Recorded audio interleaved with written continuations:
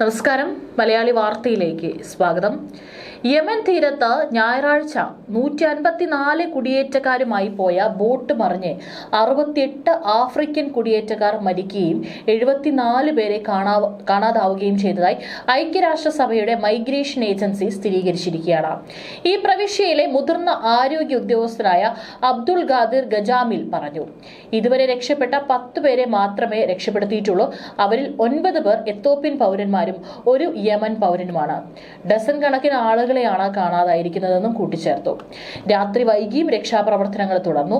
മൃതദേഹങ്ങൾക്കും സാധ്യമായ അതിജീവിച്ചവർക്കും വേണ്ടിയുള്ള തിരച്ചിൽ രക്ഷാപ്രവർത്തകർ ഇപ്പോഴും അവിടെ തുടരുകയാണെന്നാണ് പ്രാദേശിക മാധ്യമങ്ങൾ റിപ്പോർട്ട് ചെയ്തിരിക്കുന്നത്.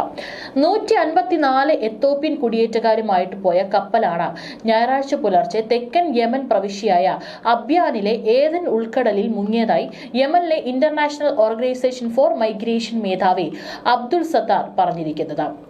ആഫ്രിക്കൻ കൊമ്പിനും യമനും ഇടയിലുള്ള കടൽ പാതയുടെ അപകടങ്ങളെക്കുറിച്ച് ഇന്റർനാഷണൽ ഓർഗനൈസേഷൻ ഫോർ മൈഗ്രേഷൻ ആവർത്തിച്ച് മുന്നറിയിപ്പ് നൽകിയിട്ടുണ്ട്. അതായത് ഇത്തരത്തിൽ ആ വഴി പോകുന്ന കപ്പലുകൾക്കൊക്കെ തന്നെ വളരെ അപകടം നിറഞ്ഞൊരു യാത്രയായിരിക്കും ഉണ്ടാവുക. കാരണം അത്രയേറെ പ്രക്ഷുബ്ധമായിട്ടുള്ള ഒരു മേഖലയാണിത്. അതുകൊണ്ട് തന്നെ എപ്പോഴും വളരെ അപകടം നിറഞ്ഞ സ്ഥലമാണെന്ന് ആവർത്തിച്ച് മുന്നറിയിപ്പ് നൽകിയിട്ടുണ്ട്. എത്യോപ്യയിൽ നിന്ന് സൊമാലിയയിൽ നിന്നുമുള്ള കുടിയേറ്റക്കാർ ജോലി തേടി സൗദി അറേബ്യയിലോ മറ്റ് ഗൾഫ് രാജ്യങ്ങളിലോ എത്താനുള്ള പ്രതീക്ഷയോടെ പതിവായിട്ട് ഈ അപകടകരമായ ഈ വഴി കടക്കാൻ ശ്രമിക്കുന്നുണ്ട്. ലോകത്തിലെ ഏറ്റവും തിരക്കേറിയതും അപകടകരവുമായ മിക്സഡ് മൈഗ്രേഷൻ റൂട്ടുകളിൽ ഒന്നാണ് ഇതെന്നും IMO അറിയിച്ചിരിക്കുകയാണ്. 2024 60,000-ലധികം കുടിയേറ്റക്കാർ തങ്ങളുടെ ജീവൻ പണയപ്പെടുത്തി യമനിലേക്ക് ഇതുവഴി കടന്നതായി പറഞ്ഞു. 2023 യാത്ര ചെയ്ത 97,200 പേരേക്കാൾ അല്പം കുറഞ്ഞ സംഖ്യയാണിത്. കടൽ മാർഗങ്ങളിലൂടെയുള്ള പട്രോളിംഗ് വർദ്ധിപ്പിച്ചതാണ് കുടിയേറ്റക്കാരുടെ വരവിൽ കുറവുണ്ടാകാൻ കാരണമെന്നാണ് IOM വിശ്വസിക്കുന്നത്. ഏജൻസിയുടെ കണക്കനുസരിച്ച് കഴിഞ്ഞ വർഷം ഈ റൂട്ടിൽ 558 പേരാണ് മരിച്ചിരിക്കുന്നത്. കഴിഞ്ഞ ദശകത്തിൽ കുറഞ്ഞത് 2082 കുടിയേറ്റക്കാരെ കാണാതായിട്ടുണ്ട്. ഇതിൽ 693 പേർ മുങ്ങി മരിച്ചതായും സ്ഥിരീകരിച്ചിട്ടുണ്ട്. നിലവിലുള്ള മാനുഷിക പ്രതിസന്ധിയും ദുർബലമായ സുരക്ഷാ സാഹചര്യവും ഉണ്ടായിരുന്നിട്ടും യമൻ ഇപ്പോഴും കുടിയേറ്റക്കാർക്ക് ഒരു ലക്ഷ്യസ്ഥാനവും ഗതാഗത രാജ്യവും. 2014 യമൻ ആഭ്യന്തര യുദ്ധം പൊട്ടിപ്പുറപ്പെട്ടതിന് ശേഷം ആയിരക്കണക്കിന് ആഫ്രിക്കൻ കുടിയേറ്റക്കാർ രാജ്യത്തേക്ക് പ്രവേശിച്ചു. ചിലർ സുരക്ഷ തേടി മറ്റുള്ളവർ ഗൾഫിലേക്കുമുള്ള ഒരു മാർഗമായി അത് ഉപയോഗിച്ചു. നിരവധി തദ്ദേശവാസികളും ഇതുവഴി പോയിട്ടുണ്ട്.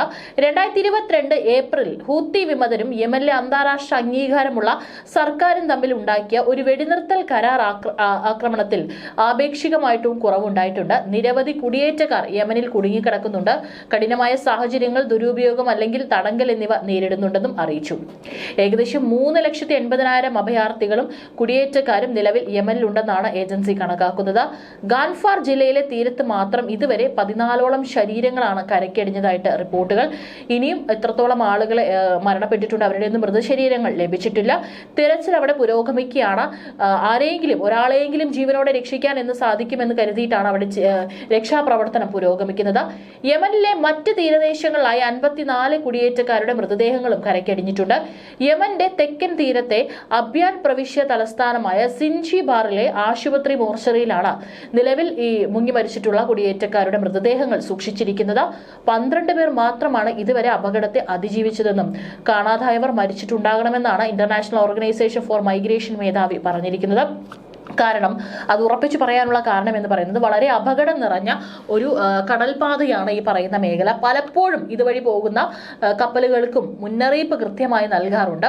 മരിച്ചവരും കാണാതായവരുമായ കുടിയേറ്റക്കാരുടെ എണ്ണം കണക്കിലെടുത്ത് വിപുലമായ തെരച്ചിൽ നടത്തിയതായി അബ്യാൻ സുരക്ഷാ ഡയറക്ടറേറ്റ് പ്രസ്താവനയിൽ അറിയിച്ചു. കിഴക്കൻ ആഫ്രിക്കയിൽ നിന്നുള്ള കുടിയേറ്റക്കാർ ജോലിക്കായി ഗൾഫ് അറബ് രാജ്യങ്ങളിലേക്ക് എത്താൻ ശ്രമിക്കുന്ന പ്രധാന പാതയാണ് യമൻ. ചെങ്കടലിലും ഏദൻ ഉൾക്കടലിലും കുറുകെ സഞ്ചരിച്ചാണ് കുടിയേറ്റക്കാർ അതിർത്തി കടക്കുന്നത്. ഇത് വളരെ അപകടകരമായ ഒരു യാത്രയാണ്. മാർച്ച് മാസത്തിൽ മാത്രം യമനിലും ഡിജിബൂട്ടിയിലും 4 ബോട്ടുകൾ മറിഞ്ഞതായാണ് കണക്ക്.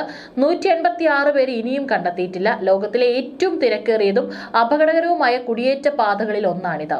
ആഫ്രിക്കൻ മുനമ്പിനും യമനുമിടയിലുള്ള കടൽപാതയുടെ അപകടങ്ങളെക്കുറിച്ച് IOM ആവർത്തിച്ച് മുന്നറിയിപ്പ് നൽകുന്നതിനിടെയാണ് അപകടം.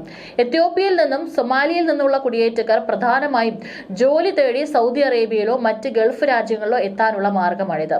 അതേസമയം 2024 60,000-ലധികം കുടിയേറ്റക്കാർ യമനിൽ എത്തിയതായാണ് കണക്ക്. 2023 97,200 കുടിയേറ്റക്കാരാണ് യമൻ വഴി പലായനം ചെയ്തതായി റിപ്പോർട്ടുണ്ട്. ആഫ്രിക്കൻ കൊമ്പിൽ നിന്നും യമനിലേക്കുള്ള യാത്രയെ ഏറ്റവും തിരക്കേറിയതും അപകടകരവുമായ സമ്മിശ്ര കുടിയേറ്റ പാതകളിൽ ഒന്ന് എന്നാണ് IOM മുമ്പ് വിശേഷിപ്പിച്ചത്.